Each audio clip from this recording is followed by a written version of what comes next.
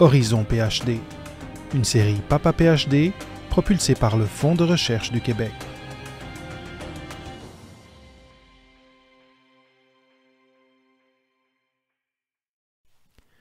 Bienvenue sur ce nouvel épisode d'Horizon PhD.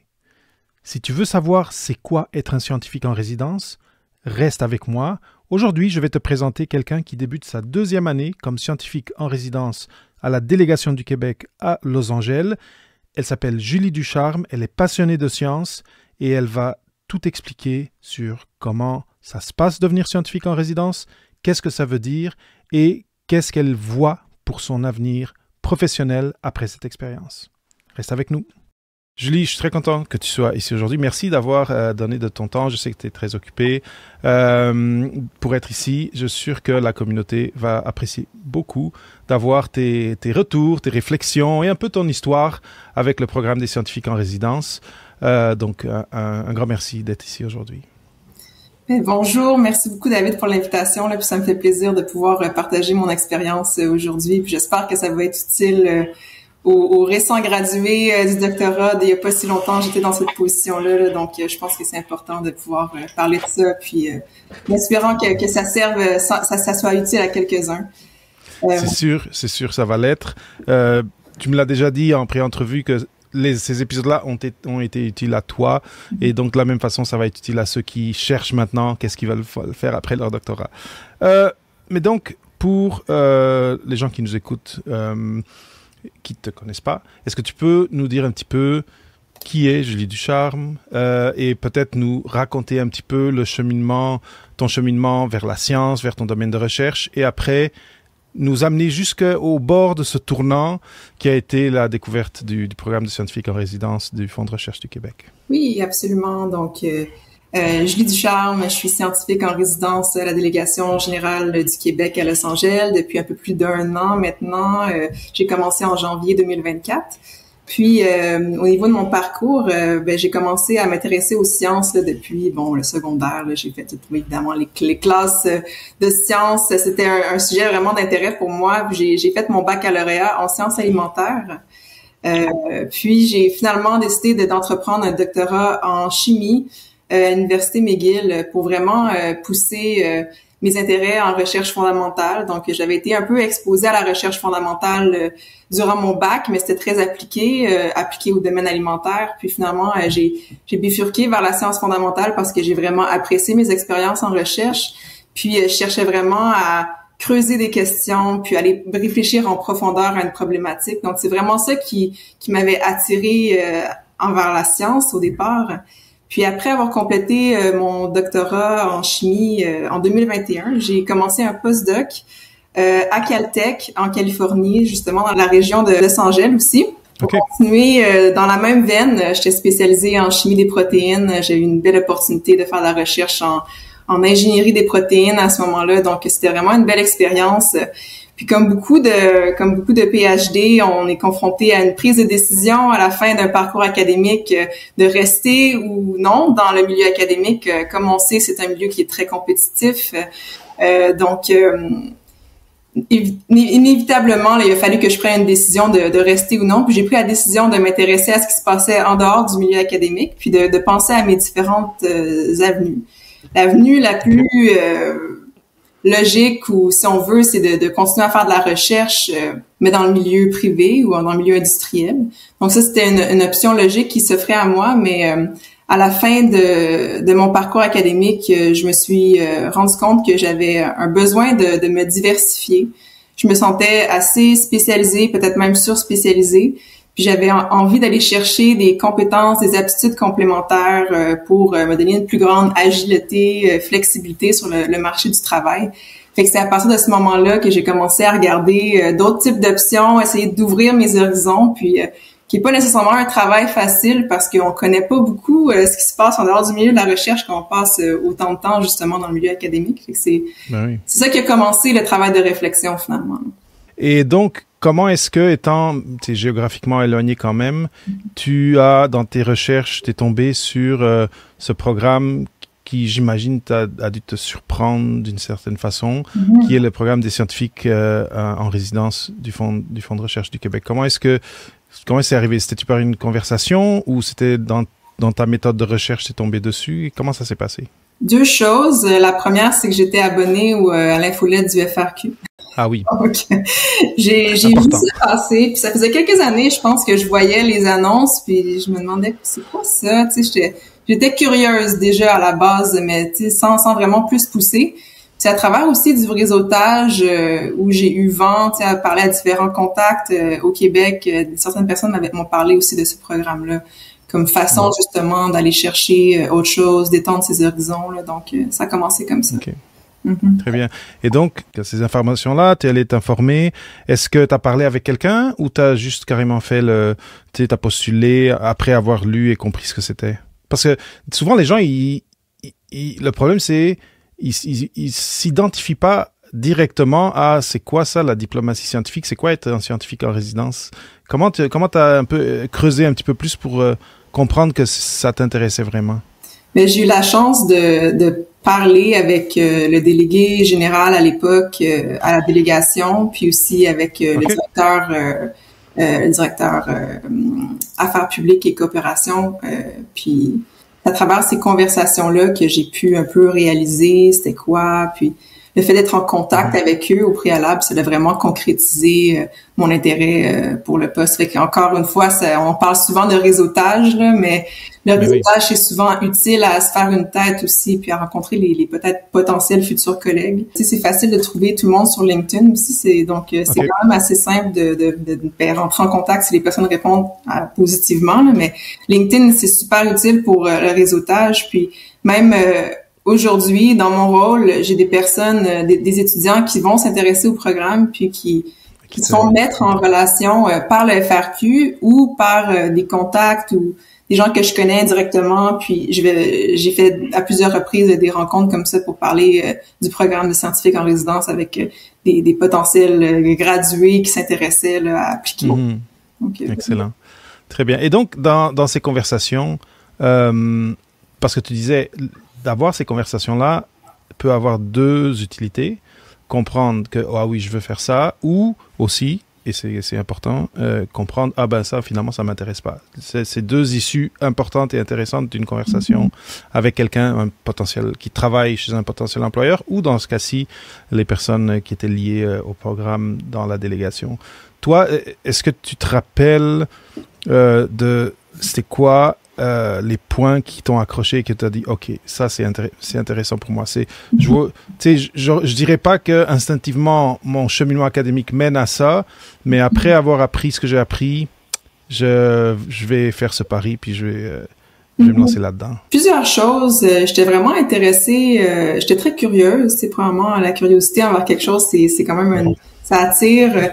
Puis j'avais envie de un nouveau type d'expérience. Puis c'est complètement différent du monde de la recherche. Puis j'étais vraiment confiante que cette expérience-là pourrait vraiment m'apporter beaucoup. Je savais pas nécessairement quoi encore, mais je savais que ça allait vraiment étendre mes horizons. Puis c'est vraiment ça que je cherchais. Puis une chose qui était importante pour moi à l'époque, là, puis qui l'est toujours, c'est l'aspect relationnel dans ce type de rôle-là qui me manquait un peu à la fin de mon parcours académique. Tu sais, on a des collaborations dans le monde académique, mais on travaille aussi beaucoup de manière individuelle. Puis il n'y a pas nécessairement de contact client, si on veut. Puis cet aspect-là relationnel dans l'emploi m'a beaucoup attirée parce que je pense que c'est important pour beaucoup de types d'emplois. Puis je suis attirée par ça de par ma personnalité, mais je pense que c'est aussi utile pour différentes débouchés de carrière. Donc, je pense que cet aspect-là était comblé par ça. Avec toute cette quête d'informations, tu as commencé à te faire une idée d'abord vague, mais après de plus en plus concrète de c'était quoi être scientifique en résidence. Est-ce que tu es capable de... Puis bon, là, tu as une année complétée, tu commences une deuxième année. Donc là, c'est sûr que tu as une idée encore plus concrète de par ton expérience, mais si tu es capable de te transporter dans le temps à... Tu sais, au moment où tu dis, OK, là, je vais postuler, c'était quoi les éléments concrets qui t'ont accroché et qui pourraient intéresser aux personnes qui nous écoutent? Tu sais, par rapport à cette... Tu as déjà parlé du côté relationnel, mais en tout cas, on en a parlé avant, donc je le sais, c'est quand même complexe et c'est quand même très différent, comme tu l'as déjà dit, de ce que tu faisais avant. C'est quoi comme 2-3 points clés qui, pour toi, ont été des points de fort intérêt qui t'ont mené à postuler? Bon, puis après, non seulement faire une année, entamer maintenant une deuxième année. Ben, c'est sûr qu'un autre aspect qui était important pour moi, c'est de continuer à être connecté à la science. Fait que oui, c'est comme un changement de carrière ou une différente direction que le monde de la recherche, mais ça reste que ça s'intéresse à la science. Puis, tu sais, une de mes idées, c'était vraiment de continuer à faire de la science, mais autrement, si on veut. Oui. Puis, de m'intéresser à la science de manière plus générale. Donc, comme je disais, j'étais très spécialisée. Je m'intéressais à un problème très spécifique dans le monde de la recherche en chimie des protéines. Mais j'étais intéressée à regarder la science de manière plus macro, puis de comprendre les mécanismes qui sont utiles à faire avancer la science. Donc, tous les différents acteurs qui sont autour des chercheurs, si on veut, puis qui permettent à la science d'avancer puis d'exister. Puis quand on est chercheur, des fois on perd cette vue, mais c'est super important aussi. Donc, ce rôle-là m'a permis d'en apprendre puis de participer à ces processus-là, puis de aussi comprendre tout l'aspect gouvernemental autour de la science, puis de contribuer à cet aspect-là. Maintenant que tu l'as expérimenté, tu l'as vécu, c'est quoi être un scientifique en résidence? C'est quoi le mandat? C'est quoi le potentiel professionnel, mais personnel aussi, d'embarquer dans une aventure comme celle d'être scientifique en résidence dans le programme? Ça se résume, dans mon expérience, à faire une création de maillage en recherche, en sciences et technologies entre le Québec et le territoire de notre délégation. Dans mon cas, notre territoire, c'est le sud-ouest américain. Donc, on couvre ces États-là. Donc, je me concentre sur créer des liens, finalement, entre les différents acteurs, les écosystèmes en recherche dans cette région avec le Québec. J'aime dire que je suis comme une matchmakeuse de sciences, de recherche entre le Québec puis l'Ouest américain. Puis, finalement, c'est une job qui demande beaucoup de réseautage puis une connaissance justement assez macro de ce qui se passe en sciences et technologies pour être capable d'identifier des opportunités pour le Québec. Pour identifier des opportunités pour le Québec, il faut aussi bien comprendre puis bien connaître les objectifs stratégiques du Québec en matière de sciences et de technologies. Fait que ce poste-là nécessite comme une compréhension de ce qui se passe au Québec au niveau des sciences et technologies, puis pas juste au niveau des universités, mais beaucoup, mais au niveau des priorités gouvernementales, puis ce qui se passe finalement sur notre territoire, puis voir, finalement, il y a peut-être un lien à faire entre telle et telle chose, ils ont l'air d'avoir des atomes crochus, des objectifs similaires. Fait que c'est du travail de veille pour trouver des opportunités, et après ça, création de maillage. Puis concrètement, ce qu'on fait aussi, c'est beaucoup de l'organisation de missions. Donc, il va y avoir des partenaires au Québec, ou même aux États-Unis qui vont aller au Québec, mais surtout des partenaires québécois qui vont venir sur notre territoire, puis pour participer à des événements. Puis dans ces contextes-là, on organise souvent des programmes parallèles où on peut même organiser des événements pour différentes raisons, avec comme objectif de les connecter avec différentes personnes clés qu'on a identifiées, puis qu'eux aussi peuvent identifier pour bâtir justement des relations et des liens de collaboration. C'est toujours, quand les gens se voient en personne, c'est toujours mieux. Donc, c'est là tout l'intérêt de faire des missions, des événements. Donc, vraiment, le rôle, je pense, se résume à quelques points. J'ai parlé de maillage, j'ai parlé de réseautage, parce que c'est une autre grande partie du travail, c'est de rencontrer le plus de monde possible, de connaître beaucoup de gens pour savoir ce qu'ils font, connaître un peu leur rôle, leurs priorités. Donc, il y a une grosse partie de ce que je fais, c'est des rencontres, participer à des activités de réseautage, des événements. Puis, il y a aussi un travail de rayonnement de la science québécoise. Donc, pour donner un exemple, dans quelques semaines, on a organisé un café des sciences qu'on appelle avec le Consulat général de France sur le thème de l'exploration lunaire. Puis, dans ce café des sciences-là, on a une intervenante de Polytechnique Montréal qui va venir présenter sa recherche, puis on a une intervenante de la NASA. Donc, on parle de recherche lunaire, mais on parle aussi de collaboration scientifique, puis comment la collaboration fait avancer la science dans ce thème-là en particulier. Bon, mais là, clairement, tu as déjà toute une terminologie qui maintenant pour toi est naturelle et bon, ça, tu baignes dedans depuis un certain temps. J'imagine que tu ne l'avais pas au départ. Est-ce que... Et là, tu as dit plusieurs choses qu'il ne faut pas que je perde de vue, ou en tout cas, il faut que je les garde en tête parce qu'elles sont super intéressantes, que ce soit par rapport au réseautage, comme tu dis, l'organisation d'événements. C'est toutes des choses que, quand on est au laboratoire, en chimie, c'est pas vraiment quelque chose qu'on se dit qu'on va faire à l'avenir. Donc, j'imagine que, puis on va en parler un petit peu après, mais que t'es, comment dire, c'est pas que tu es coaché, mais tu es au sein d'une équipe et tu apprends sur le terrain comment faire ces choses-là. Mais avant d'aller là, puis de parler du réseautage aussi, cette courbe d'apprentissage comme tu disais, c'est important de connaître les priorités gouvernementales en termes d'innovation, etc., etc. Tout ça, c'est des choses que, dans ta première année, tu as dû, j'imagine, lire énormément, peut-être aussi parler avec bien du monde. C'était quoi les premiers apprentissages clés que tu as dû rapidement te mettre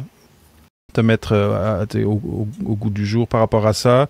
Et après, peut-être, si je te demandais les 2-3 choses qui t'ont peut-être surprise, qui t'ont peut-être...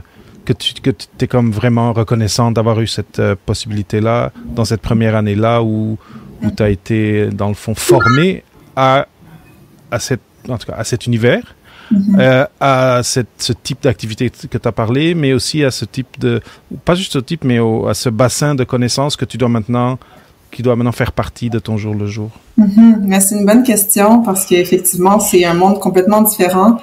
Puis même à la délégation à Los Angeles, j'étais la première scientifique en résidence.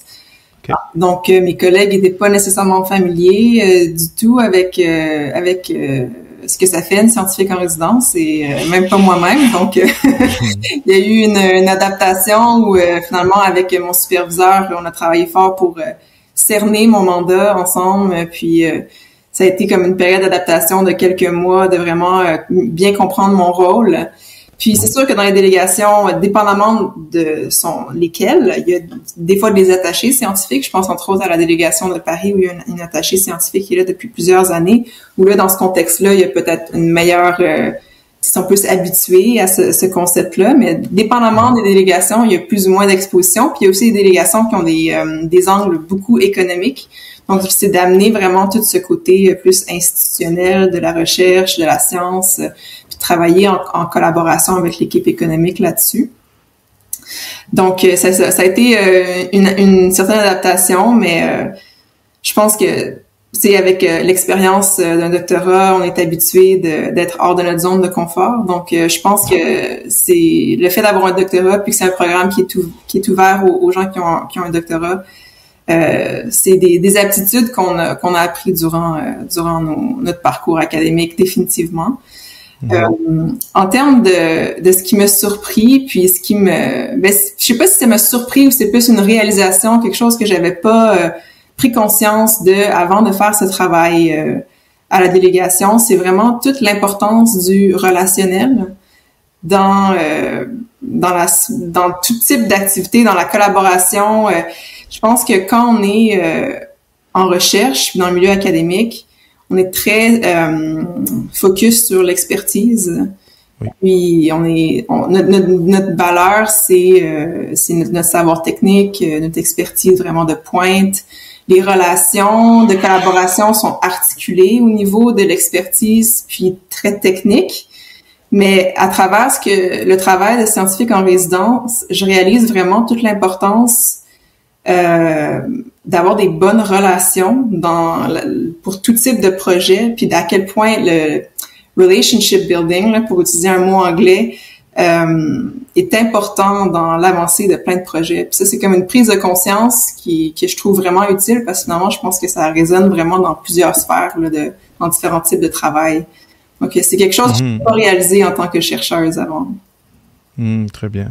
Et ça a beaucoup de sens. Puis en plus, bon, si on parle de diplomatie scientifique, c'est sûr que, tu sais, moi, j'imagine tout de suite des poignées de main, on échange notre carte d'affaires. Tu sais, la diplomatie et le relationnel, c'est très naturel. Le laboratoire de chimie et le relationnel, moins. Oui, donc, comment ça se passe quand on dépose notre sarreau, on prend un avion, toi, en tout cas, tu changes pas de pays parce que t'étais déjà rendu là, mais il y a plusieurs scientifiques en résidence qui vont changer de pays, ils vont en Europe, ils vont en Asie, etc., en Afrique. mais de ton côté, donc prendre ton sarrau, le mettre sur ta paillasse, ton bench, et te dire, bon, ben là, aujourd'hui, je vais m'habiller en costume. Je sais pas exactement s'il y a un... D'ailleurs, c'est intéressant, j'ai jamais parlé de ça dans un autre épisode.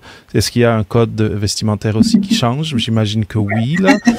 Mais donc, c'est comment ces premières, mettons, semaines d'arrivée, c'est ça, de que toi et ton superviseur et l'équipe comprendre qu'est-ce que tu vas faire vraiment. Ça devait être quand même un exercice intéressant.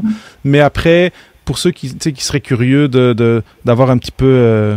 c'est ça, d'être un peu une petite mouche sur le mur et de voir comment ça se passe.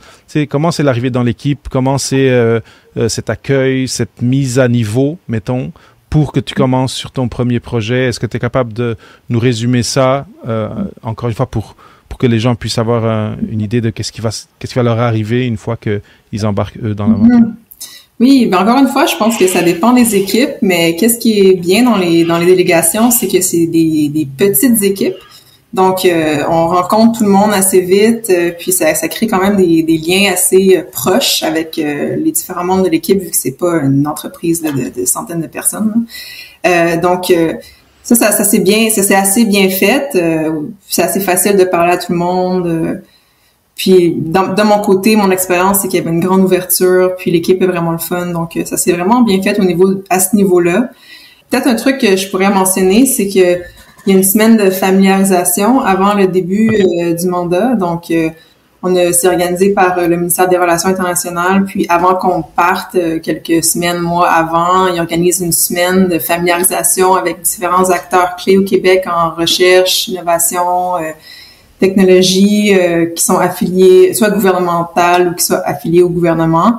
Donc ça a été super utile pour déjà voir, d'avoir différents contacts que j'ai pu recontacter après, parce qu'essentiellement au début c'est vraiment de se familiariser avec ce qui se fait au Québec puis c'est quoi les besoins.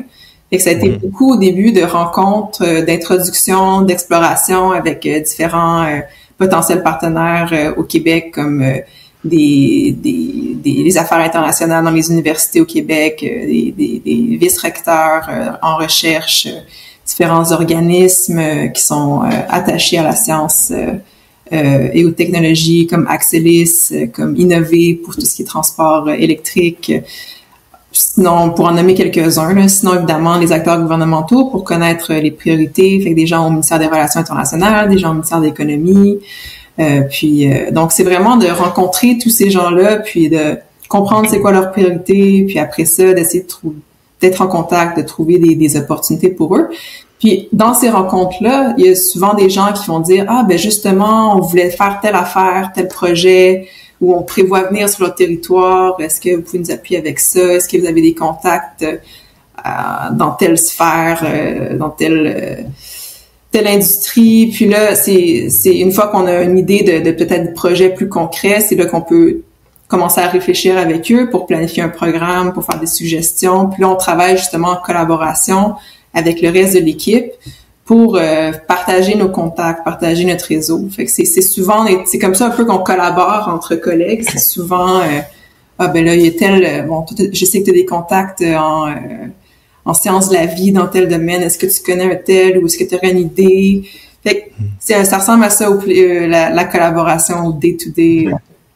C'est super intéressant et donc, en tout cas, je m'attendais pas à ça, mais en même temps, je savais pas, on n'en avait pas parlé. Ça commence directement dans le relationnel. C'est en rencontrant les gens que tu te mets, que tu te mets à jour sur les questions, les priorités. C'est très, très intéressant. Maintenant, là, tu l'as déjà mentionné un petit peu que finalement, ça t'a permis en tout cas, d'assouvir ce besoin de rencontrer des gens et de travailler dans un milieu où le relationnel est important directement. Mais peut-être j'aimerais savoir c'est de quoi ça allait. Tu as dit l'équipe est petite et ton réseau dans cette expérience-là, ben, il commence, je dirais, mais c'est vrai que tu as ton réseau que tu amènes en arrière, mais il commence dans l'équipe. Et tu as dit c'est une petite équipe, tu as parlé de la personne qui supervise, tu as parlé, il y a des places où il y a des attachés, comme tu as dit, en innovation. Est-ce que, c'est quoi les titres, disons, des personnes qui sont tes collègues, là, juste que les gens puissent savoir un petit peu de quoi ça a l'air, une équipe d'une délégation à l'étranger? À la tête de la délégation, tu as le délégué ou le délégué général. Donc, dépendamment si le statut d'une délégation, c'est juste une délégation tout court ou une délégation générale, qui est juste une plus grosse délégation avec un peu plus de ressources. Aux États-Unis, la délégation générale est à New York. Puis la délégation à Los Angeles, c'est juste une délégation. On a 9-10 autres bureaux, antennes sur le territoire. Donc, on était quand même il y a quand même assez de représentation aux États-Unis. Ensuite, il y a la différence entre les affectés puis les attachés.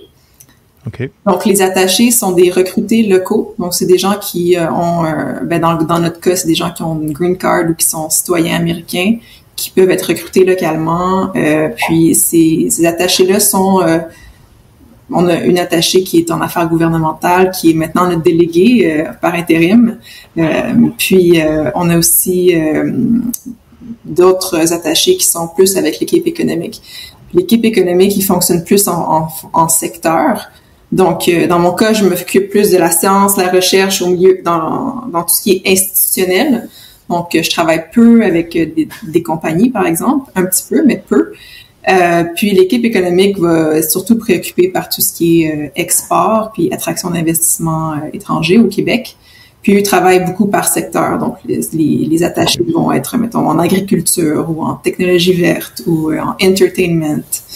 Donc, c'est un peu comme ça que ça se divise. Fait qu'on a vraiment une équipe affaires publiques, affaires gouvernementales, puis une équipe plus économique, puis on travaille en collaboration, évidemment. Et donc, toi, comme SER, comme scientifique en résidence, c'est quoi dans ce casse-tête-là, c'était quoi le trou qui existait que tu viens remplir, tu sais, et que ceux qui voudraient peut-être potentiellement postuler et le faire, c'est quoi le rôle particulier que quelqu'un qui arrive avec le profil PhD apporte, quel besoin ou quel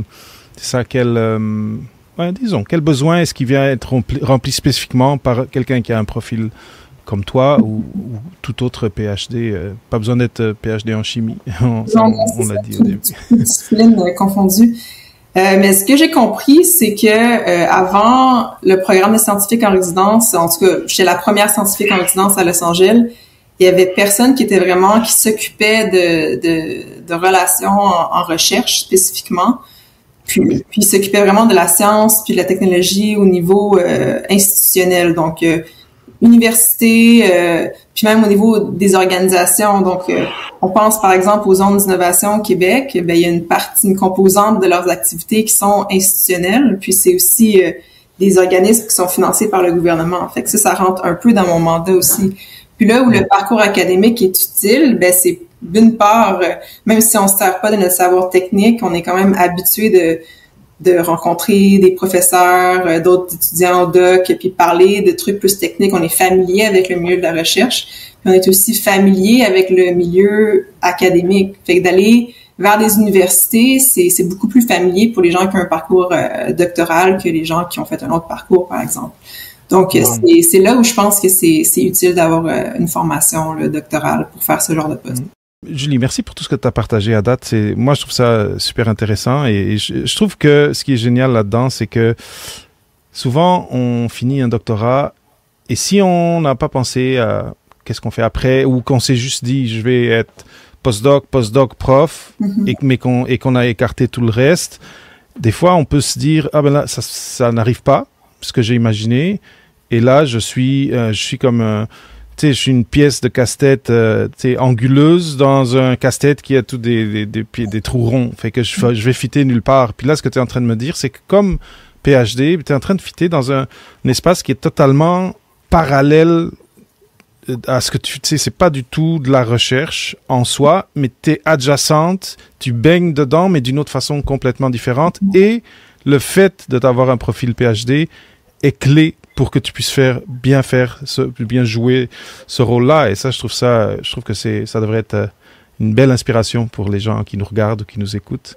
Donc, merci de partager ça. Maintenant, un peu pour terminer, par rapport au mandat, c'est quoi un mandat type? Est-ce que tu es capable, c'est ça, de donner un exemple de, tu sais, la personne arrive dans son poste de scientifique en résidence, et commence à réseauter, comme tu disais, pour commencer à comprendre quels sont les enjeux, etc. Et un jour, il y a un courriel qui arrive, je ne sais pas si c'est comme ça que ça se passe, mais ou un appel Teams, et on va te dire, bon, Julie, là, tu as un premier mandat, et c'est quoi? Ça ressemble à quoi? Ce qui me vient en tête, c'est une mission qu'on a faite l'année passée avec Polytechnique Montréal. Okay.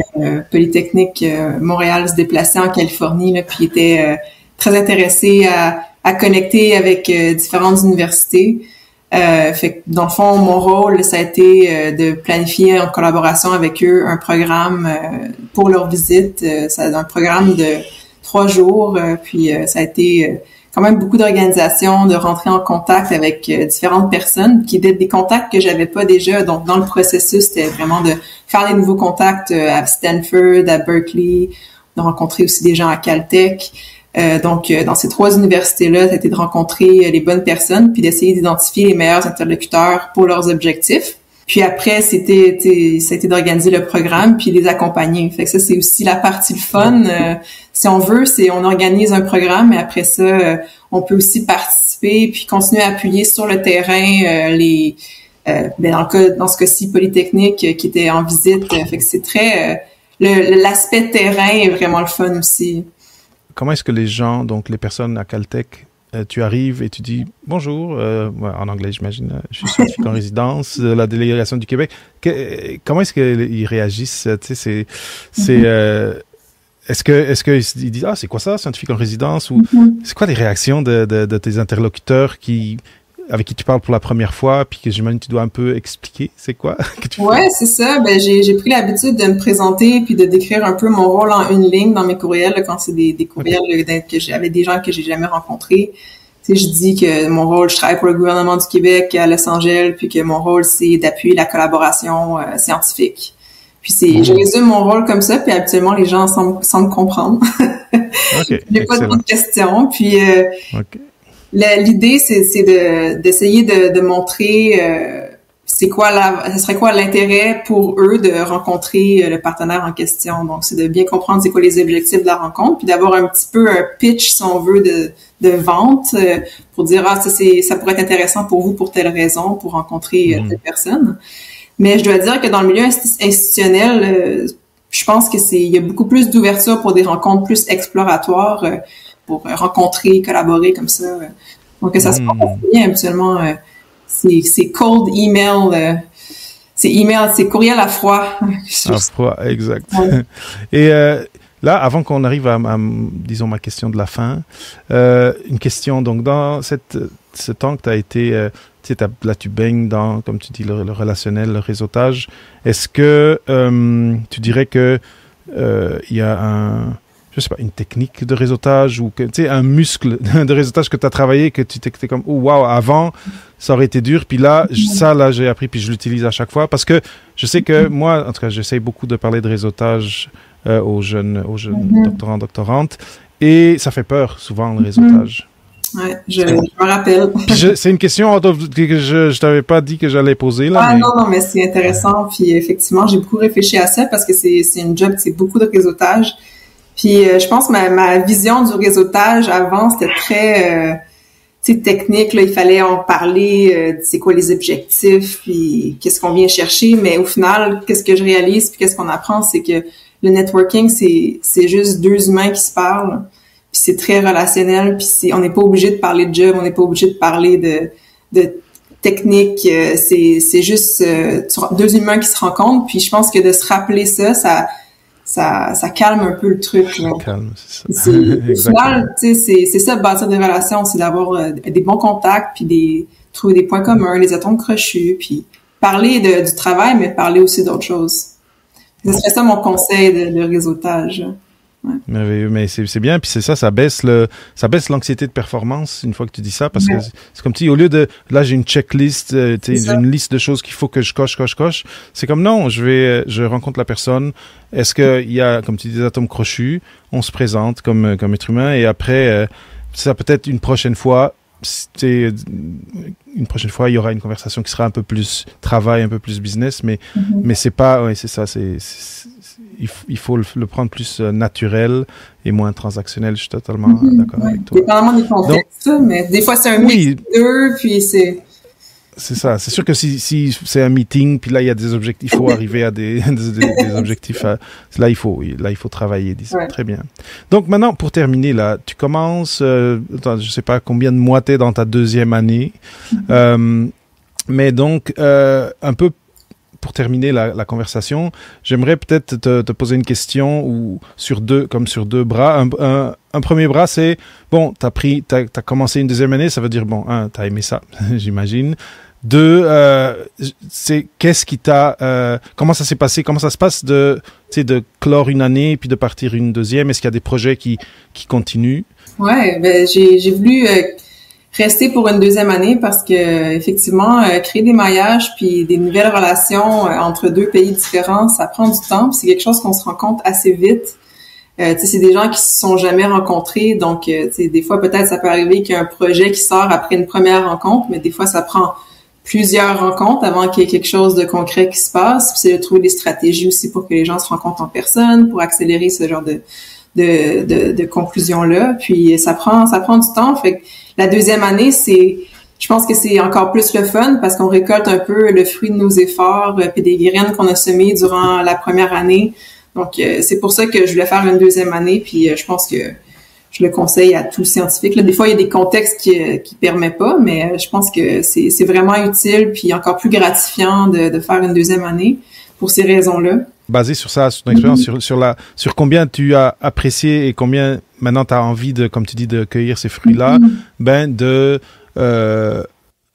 faire de mettre un peu le doigt sur la balance pour les gens qui sont comme indécis, qui regardent scientifique en résidence, doctorat en biologie cellulaire, puis qui sont comme dans cette indécision. Est-ce que t'as un petit mot d'inspiration pour la fin de l'entrevue pour leur dire, lancez-vous. Ben déjà je vais répondre une partie.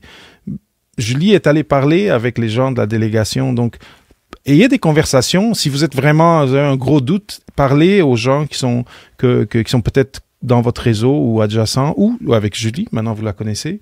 Mais ne vous excluez pas de cette expérience juste parce que c'est une terminologie qui vous est étrangère, comme la diplomatie scientifique en résidence, délégation à l'étranger. Ça peut intimider. Et donc, en partant de là, de cette potentielle intimidation ou méconnaissance, qu'est-ce que tu leur dirais pour que demain ils postulent?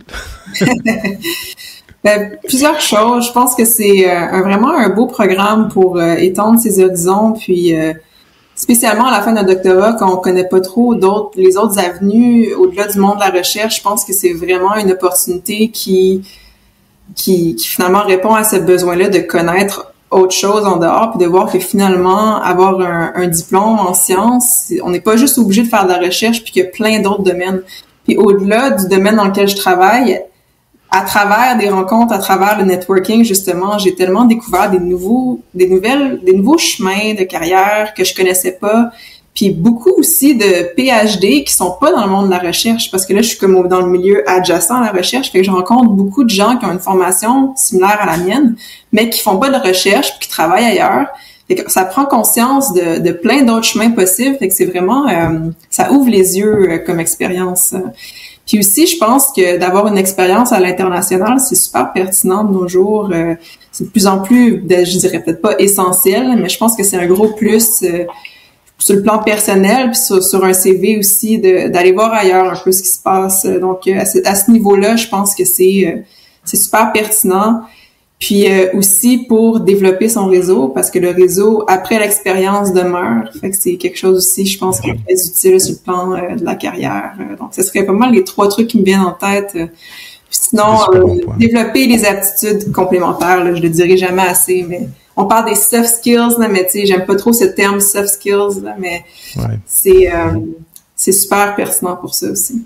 Ouais, les compétences transversales, ou en tout cas, il y a plein de termes qu'on peut utiliser. Mais oui, non, je suis d'accord, et c'est ça, je trouve que quand j'ai entendu parler du programme, j'ai tout de suite compris, ou j'ai tout de suite senti que même si c'est un plongeon dans un univers très différent, le potentiel est énorme et tu viens de le dire, d'ouvrir tes horizons.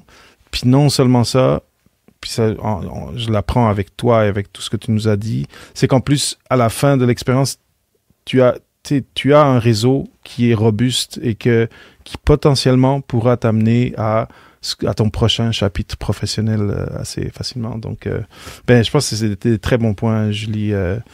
Julie, pour moi, vraiment, tu as répondu à tout ce dont j'ai pensé et aussi, en tout cas, on en avait parlé un peu avant. Merci beaucoup. Merci pour ton temps. Bravo pour ton trajet. C'est tellement cool de voir et d'entendre juste ces dernières minutes que tu as parlé que tu peux sortir avec ton doctorat. Tu as été dans le labo pendant toutes ces années. T'as pas besoin ou t'as pas à penser si je sors du labo, je n'ai plus ma place. C'est pas vrai. Tu le dis, tu croises maintenant de par la nature de ce que tu fais plein de gens qui ont fait ce cheminement-là et qui ont, je suis sûr, des carrières qui pour eux sont ils se réalisent dans leur carrière. Elles sont comment dire, ils trouvent des défis dedans et ils sont intellectuellement stimulés. Ça, c'est une autre peur que les jeunes diplômés ont. C'est mais si je sors de l'académique, je serai plus stimulé au point de vue intellectuel. Je pense que tu peux confirmer que c'est pas le cas. Mais merci pour tout ce que tu as partagé. Et c'est ça, si tu nous regardes, si tu nous écoutes et que tu étais dans le doute, je pense que tu as assez d'arguments pour postuler. Merci, Julie. Merci beaucoup pour l'invitation, ça m'a fait plaisir.